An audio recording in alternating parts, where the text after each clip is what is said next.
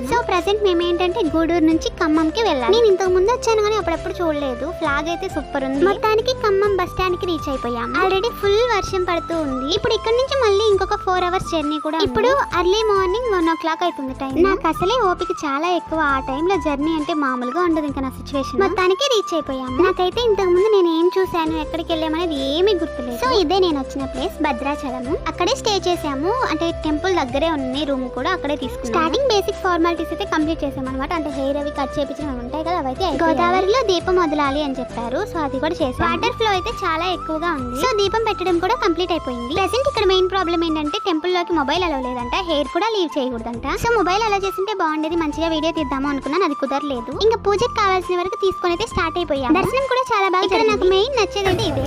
నా టెడ్డీ బేరే కావాలి. నా దగ్గర పింక్ ఉంది, నాకు రెడ్ కలర్ కావాలి, అదే కావాలి. ఇంకేమన్నా తీసుకొని చూసిస్తా.